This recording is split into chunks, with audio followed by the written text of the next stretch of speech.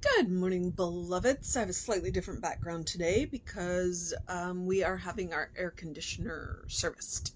There's nothing wrong with it, and that's why we're having it serviced. The AC company that we use offers a biannual checkup for a pretty reasonable price, and we were doing it, and then COVID happened, and it's been really hot. So we were like, maybe we should have it checked up just in case.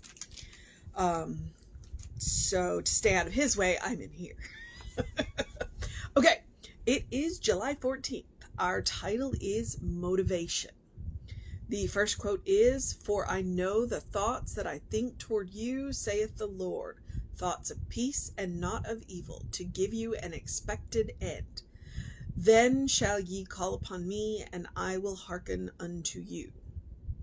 And that is Jeremiah 29:11 and 12. The second quote is, "The thought and the thing are one in reality," and that is The Science of Mind, page 304.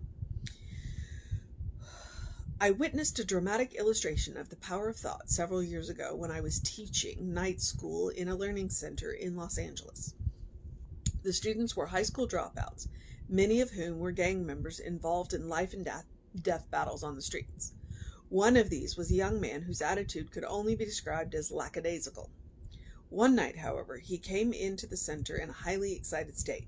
"What's going on?" I asked him. He said that his parents were concerned about whether or not he would graduate next week.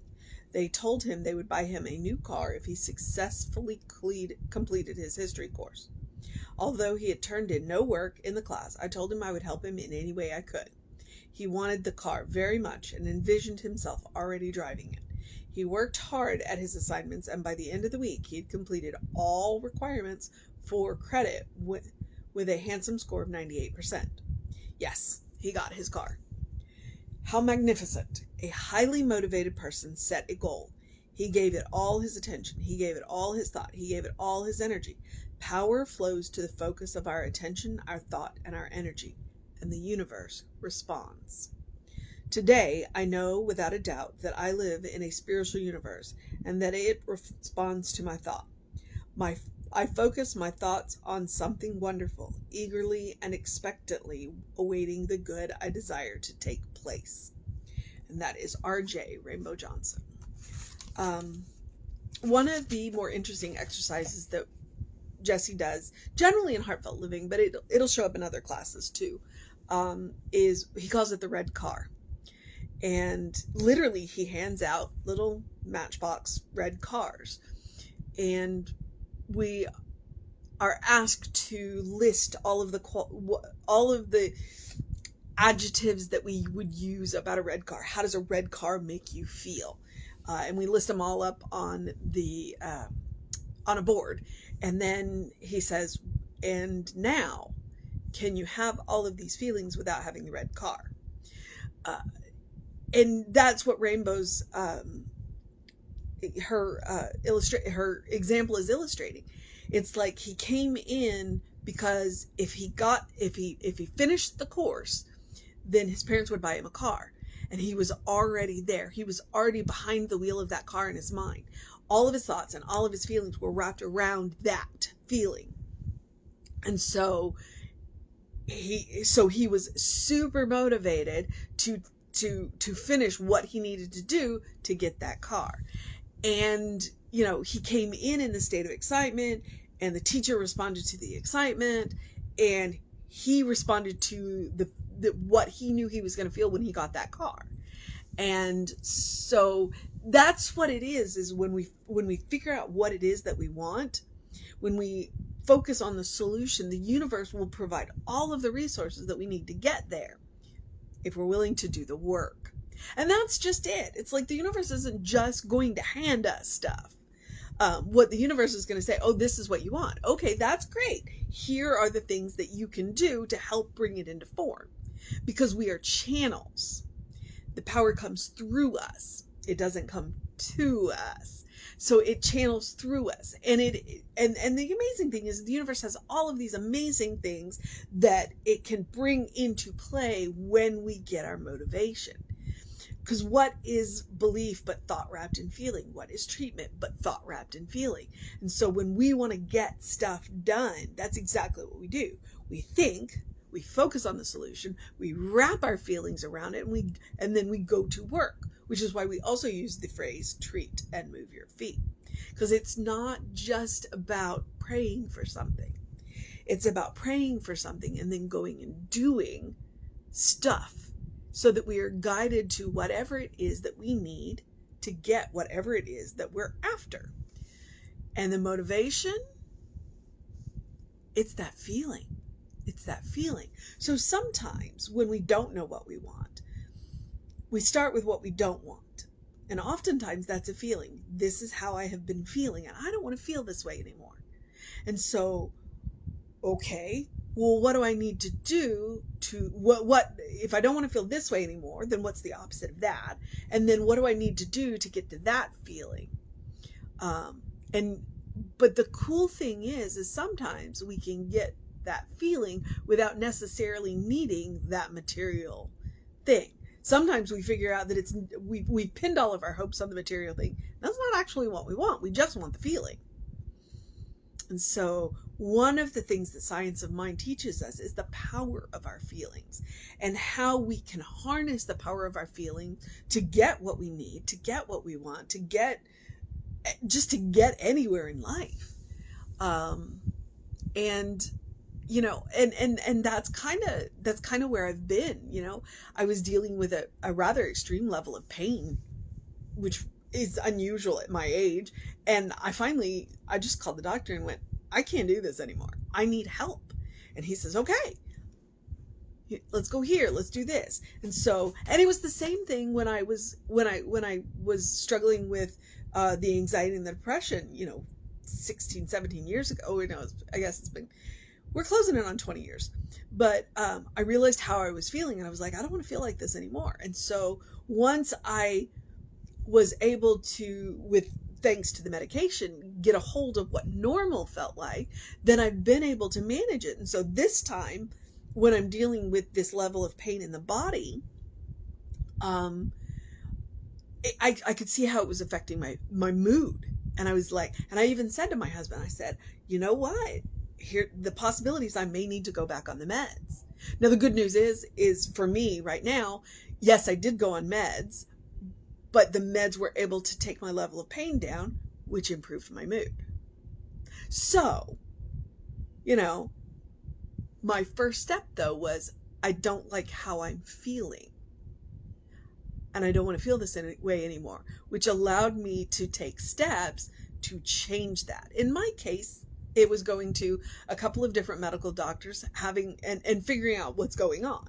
And once we know what's going on, then we can take steps to manage it or whatever else. So it all comes back to the feeling. And that's what motivation is. It's a feeling. It's a feeling. What is it that we want to feel? Now, what do we need to do to feel that? Okay. So let's go back, and I'm not sure about Jeremiah. For I know the thoughts that I think toward you, saith the Lord, thoughts of peace and not evil, to give you an expected end. Then ye shall call upon me, and I will hearken unto you. I think Jeremiah is telling us that that God is always thinking thoughts of peace to us. That's what God wants for us. And when we hear those thoughts of peace, and then we go to God and say, yeah, no, that's what I want. And then God's like, well, here, this is what you can do. That's a thought. Okay. The thought and the thing are one in reality. That's the Science of Mind, page 304. It all starts in our thoughts. Okay. So I witnessed a dramatic illustration of the power of thought several years ago when I was teaching night school in the Learning Center in Los Angeles. The students were high school dropouts, many of whom were gang members involved in life and death battles on the streets. One of these was a young man whose attitude could only be described as lackadaisical. He didn't care. He was there because somebody wanted him there. One night, however, he came into the center in a highly excited state. And that's the power of emotion. What's going on? I asked him. He said that his parents were concerned about whether or not he would graduate next week. They were worried that he wasn't going to. So they looked and said, what does he really want? Well, what does he really want? He wanted a car. And so they were like, we can do that. And that was all he needed. He just needed a spark to that flame. They told him they would buy him a new car if he successfully completed his history course. Although he had turned in no work in the class, I told him I would help him in any way I could.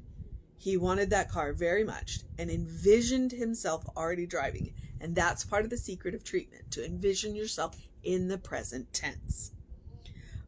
He worked hard on his assignments, and by the end of the week, he had completed all the requirements for the course, for the credit, and with a handsome score of 98%. Yes, he got his car. How magnificent. A highly motivated person set a goal. He gave it all his attention, and that's it. When you are in treatment, that's where all of your attention goes. Because where your attention is, that's where your power goes. He gave it all his thought. He gave it all his energy. Power flows to the focus of our attention, our thought, and our energy. And the universe responds to that. So that's the super important thing. Okay, so then she gives us this beautiful treatment.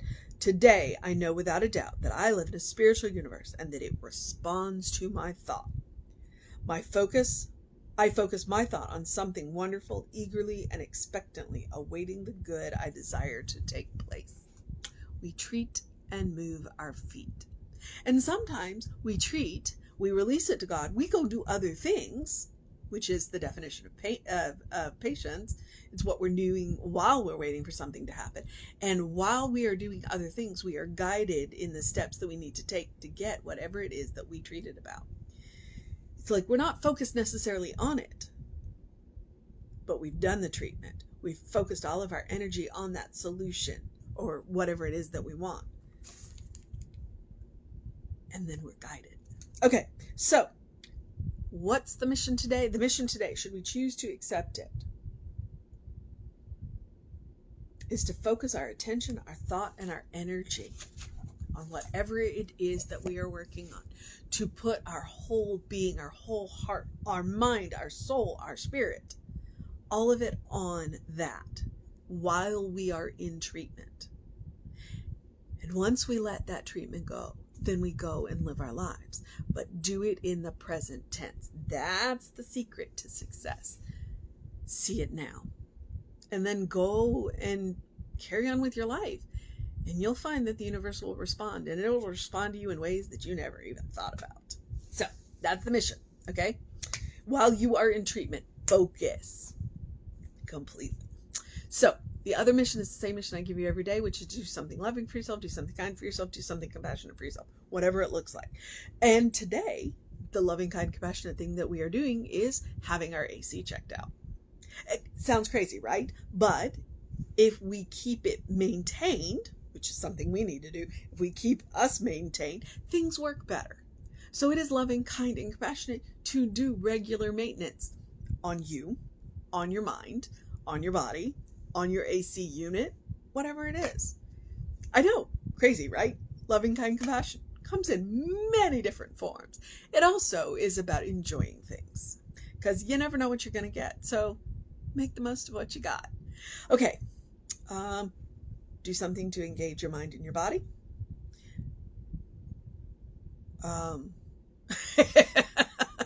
Sorry, I just lost my train of thought. Do something to engage your mind and your body. Please drink plenty of water. It is still really hot out there, which is why we're having our AC checked on.